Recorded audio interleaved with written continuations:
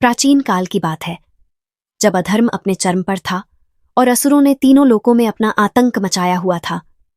असुरों का आतंक तीनों लोकों को कंपा रहा था। उस समय अंधकासुर राक्षस, जो कि भगवान शिव के पसीने की बूंद से पैदा हुआ था, चूंकि वह अंधा था इसलिए उसका नाम अंधक रखा गया। दैत्यराज हिरण्याक्ष ने भगवान शिव से संतान की प्रार्थना की थी। भगवान शिव ने हिरण्याक्ष को यह बालक सौंप दिया, इसलिए अंधक का पालन पोषण असुरों के बीच हुआ था। अंधक ने भगवान शिव की कठोर तपस्या करके अजेय होने का वरदान प्राप्त किया और अंधकासुर के नाम से जाना गया।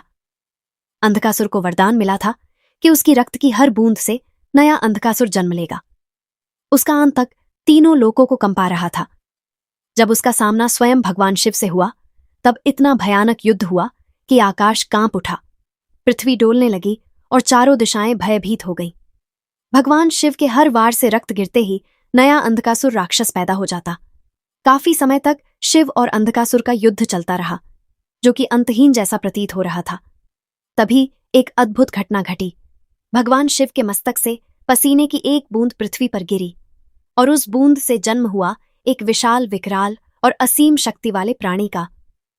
उसका रूप इतना भयंकर था मानो जैसे वह अकेला ही पूरी पृथ्वी निगल जाए, और उसकी भूख भी उतनी ही विकराल थी। भगवान शिव की आज्ञा पाकर वह प्राणी युद्ध भूमि में कूद पड़ा और उसने अंधकासुर के रक्त की हर बूंद को पी लिया। धीरे धीरे रक्त गिरना बंद हुआ और अंततः अंधकासुर का अंत हो गया। लेकिन कहानी यही खत्म नहीं होती। अंधकासुर का अंत होने के बाद भी इस प्राणी की भूख शांत नहीं हुई। अब उसकी दृष्टि पूरे त्रिलोक पर थी। वह संपूर्ण सृष्टि को निगलने के लिए आगे बढ़ा। यह देखकर देवता भयभीत हो उठे। तब भगवान शिव ने उसे रोका और प्रचंड प्रहार से उसे पृथ्वी पर पटक दिया। तभी चारों तरफ से देवताओं ने भी उसे दबा लिया और अपनी शक्तियों से उसे बांध दिया। उसका शरीर चारों तरफ फैल गया।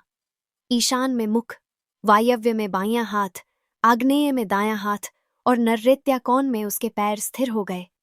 अब वह प्राणी असहाय होकर धरती पर दबा पड़ रहा था। तभी उसने करुणा भरे स्वर में देवताओं से प्रार्थना की, हे देवगण, यदि मैं इसी प्रकार दबा रहूंगा तो मेरा अस्तित्व कैसे बचेगा? उसकी विनम्रता देखकर सृष्टि के देव ब्रह्मदेव प्रकट हुए। उन्होंने उस प्राणी को अपना मानस पुत्र स्वीकार किया और कहा कि आज से तुम वास्तु पुरुष कहलाओगे और हर भवन, हर घर में तुम्हारा निवास होगा। और वास्तु पुरुष को वरदान भी दिया कि हर यज्ञ की अंतिम आहुति उनका आहार बनेगी। हर निर्माण कार्य में उन्हें पूजा जाएगा। जो उनकी उपेक्षा करेगा उनके जीवन में अशांति प्रवेश करेगी। तब से लेकर आज तक वास्तु पुरुष इस धरती पर स्थिर है एवं उनके शरीर पर आज भी 45 देवी देवता विराजमान हैं।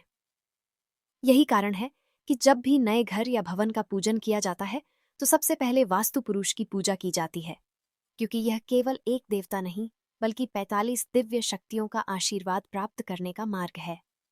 यह कहानी केवल एक पौराणिक कहानी नहीं, बल्कि यह बताती है कि हर निर्माण, हर शुरुआत में संतुलन, श्रद्धा और नियम का कितना महत्व है। अगर आपको ऐसी अद्भुत और रहस्यमयी कथाएं पसंद है तो अभी इस चैनल को सब्सक्राइब करें और कमेंट में जय श्री कृष्ण जरूर लिखें।